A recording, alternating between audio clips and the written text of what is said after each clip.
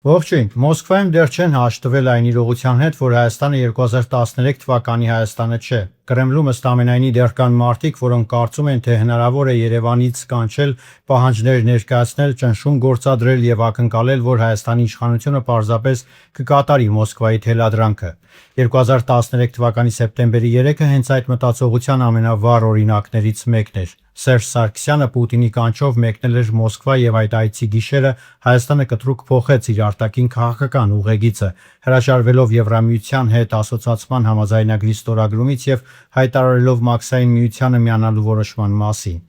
Այդ ժամանակ Հայաստանի իշխանությունները ընդունում էին Ռուսաստանի թելադրած խաղի բոլոր կանոնները, բայց այսօր իրավիճակը փոխվել է։ Փոխվել է ոչ միայն Հայաստանի իշխանությունը, փոխվել է հասարակությունը, փոխվել է Հայաստանի քաղաքական մտածողությունը, փոխվել է պետության նկատմամբ քաղաքացիների պատկերացումը։ Հայաստանն այլևս այն երկիրը չէ, որի համար արտաքին քաղաքականությունը պետք է որոշվի Մոսկվայում, եւ հենց այստեղ է Մոսկվայի գլխավոր բացթողումը։ Եթե Կրեմլը կարծում է, որ տնտեսական ճնշումը, շանտաժի լեզուն, քաղաքական կոշտ հայտարարությունները կամ տարբեր տեսակի սպառնալիքները կարող են բերել 2013 թվականի սցենարի կրկնությանը, ապա նրանք պարզապես սխալ են գնահատում Հայաստանի այսօրվա իրականությունը։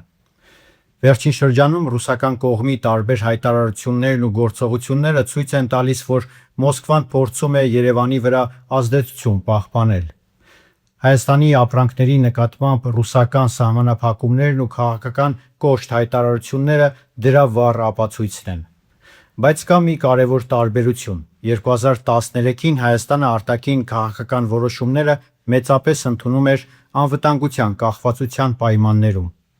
Այսօր Հայաստանը փորձում է իր անվտանգությունը կառուցել ոչ թե մեկ կենտրոնից կախվածության, այլ բազմավեկտոր հարաբերությունների եւ սեփական պետական կարողությունների վրա։ Սա Մոսկվայի համար կարող է անհարմար լինել, բայց դա Հայաստանի ինքնիշխան որոշումն է։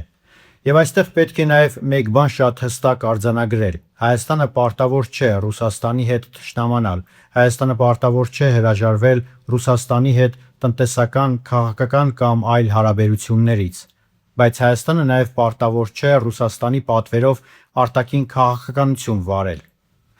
Հարաբերությունները կարող են լինել գործընկերային միայն այն դեպքում, երբ երկու կողմերն էլ ընդունում են միմյանց ինքնիշխանությունը։ Հայաստանը Ռուսաստանի դաշնային սուբյեկտը չէ, Երևանը Մոսկվայի մարզը չէ։ Հայաստանի վարչապետը Ռուսաստանի նախագահի ենթական չէ։ Հայաստանի ժողովուրդը որևէ մեկի աշխարհաքաղաքական նախագծի գործիքը չէ։ 2013 թվականի սեպտեմբերի 3-ի դասը հենց սա է, երբ պետությունը թույլ է տալիս, որ իր ռազմավարական որոշումները կայացվեն արտաքին ճնշման պայմաններում, վաղ թե ուշ դրա գինը վճարում է ամբողջ հասարակությունը։ Այսօր Հայաստանը գնում է այլ ճանապարհով, ոչ թե Ռուսաստանի դեմ, ոչ թե Արևմուտքի օգտին, այլ Հայաստանի օգտին։ Եթե Մոսկվան ցանկանում է Հայաստանի հետ հարաբերություններ պահպանել, պետք է ընդունի նոր իրականությունը։ Հայաստանի հետ այլևս հնարավոր չէ խոսել ավագի եւ կրտսերի հարաբերությունների լեզվով, պետք է խոսել գործընկերոջ լեզվով, պետք է հաշվի նստել Հայաստանի ինքնիշխան որոշումների հետ, պետք է հասկանալ, որ հայ ժողովուրդն այլևս չի պատրաստվում ապրել Կրեմլի պատվերով։ 2026 թվականի Հայաստանը այլ երկիր է,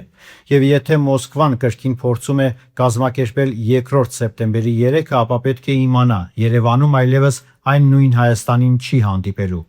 Հայաստանը կարող է ունենալ տարբեր գործընկերներ, տարբեր տնտեսական կապեր եւ տարբեր անվտանգային մեխանիզմներ, բայց մեկ բան պետք է անփոփոխ լինի. Հայաստանի որոշումները պետք է ընդունվեն բացառապես Երևանում, եւ սա արդեն ոչ թե իշխանության, այլ պետության արժանապատվության հարց է։